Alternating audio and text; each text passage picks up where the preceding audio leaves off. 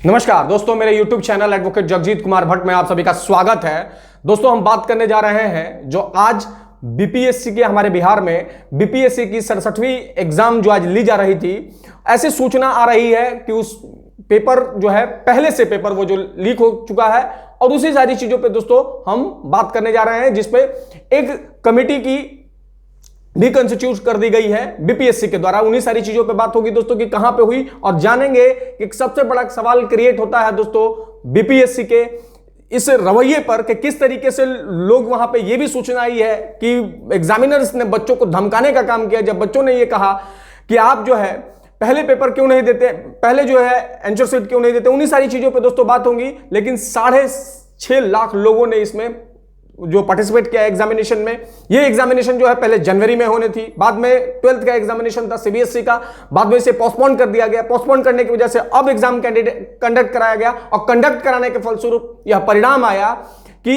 Exam का जो paper था सेट सी में, ऐसा सूचना आया आरा से। आरा में वीर कुंवर सिंह कॉलेज है एक, वहीं पे यह सूचना आई कि उसके सेट सी में जो पेपर है उसके जितने भी क्वेश्चंस थे वो पहले से टेलीग्राम और व्हाट्सएप पे घूम रहे थे। अब सवाल ये खड़ा होता है दोस्तों कि साइबर सेल की जो वहां की पुलिस थी, व्यवस्थाएं थी, उसने पहले इस पे क्यों नहीं कंट्रोल किया।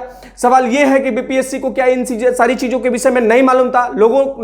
जहां भी जितने भी परीक्षार्थी हैं वो ये बता रहे हैं कि जब हम लोगों ने इसका कंप्लेन किया, चूंकि टाइमिंग के एग्जाम को लेकर के था कि 12 बजे से एग्जाम शुरू होना था, लेकिन जो पहले से 11:30 बजे के आसपास जो है बच्चे ऐसा बता रहे हैं कि एग्जाम जो है पहले से पेपर जो है टेलीग्राम और व्हाट्सएप पे घूमने लगा। तो इसका कंप्लेन बच्चों ने किया कि भैया ये देखिए पेपर पहले से ही व्हाट्सएप पे और घूम रहा है। कोई छात्र नेता है, उन्होंने मुख्यमंत्री नीतीश कुमार जी को इसकी सूचना भी दी। बाद में जो पूरा लड़कों के साथ हंगामा होने लगा, तो हंगामा जब हुआ तो इन लोगों ने क्या किया, जितने भी एग्जामिनर्स हैं इन्होंने लड़कों को धमकाना शुरू किया कि ज्यादा तुम लोग करोगे तो तुम लोगों को देख लिया जाएगा, तुम लोगों को सस्पेंड कर दिया जाएगा। बताइए, एक तो बेचारे पेपर देने आए हैं कहां से, ऊपर से आप धमका रहे हैं, आप चीजों को एनालाइज नहीं कर रहे हैं और ये अपनी कमियां को नहीं देख रहे हैं, बच्चों को धमका रहे हैं। धमकाना कहीं से उचित नहीं है दोस्तों, क्योंकि we are here the democracy and we are here the rule of law. Rule of law में कोई किसी को थ्रेटन नहीं कर सकता है। लोग पूछेंगे नहीं सवाल आपसे। अभी मेरे पास एक फोन आया है, मेरे दोस्त ने बताया है कि मैं पूर्णिया में एग्जाम दे रहा था, तो मैंने कहा कि पहले आंसर शीट दीजिए। इस पे एग्जामिनर से कुछ बहस हुई तो वो उनको भी धमकी दे रहे थे। धमकी देना कहीं से उचित नहीं है। जो भी धमकी देता है सीधा मुख्यमंत्री को आप लोग ट्विटर पे कीजिए और एप्लीकेशन लिख करके बताइए कि कौन एग्जामिनेशन हॉल में कितने नंबर हॉल में था। वैसे उन सब पे भी कार्रवाई होनी चाहिए कि कैसे लड़का को कोई धमका सकता है।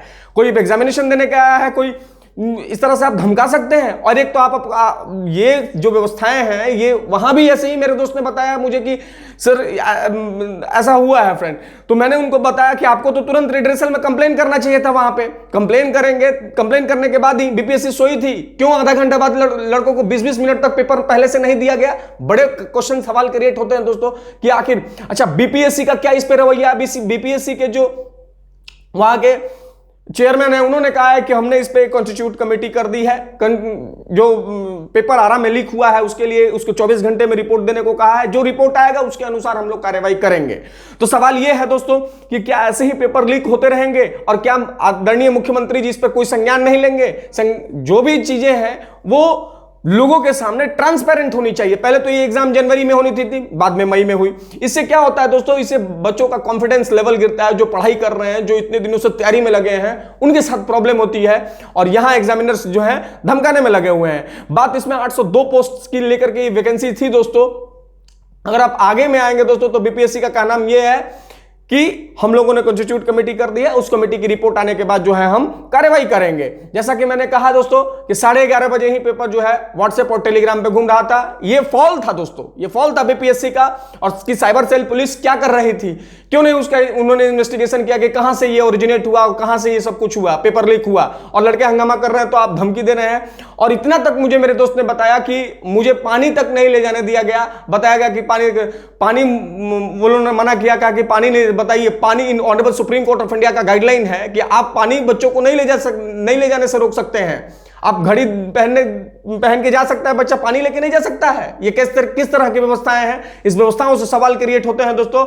और सबसे बड़ा सवाल कि आपको एग्जाम 12 बजे से कंडक्ट है और 11:30 बजे से आपका पेपर व्हाट्सएप और टेलीग्राम पे घूम रहा है। आपकी अथॉरिटीज बैठ करके क्या कुंभकर्णी नींद में सोई है, उसको इस चीज को पता नहीं चला।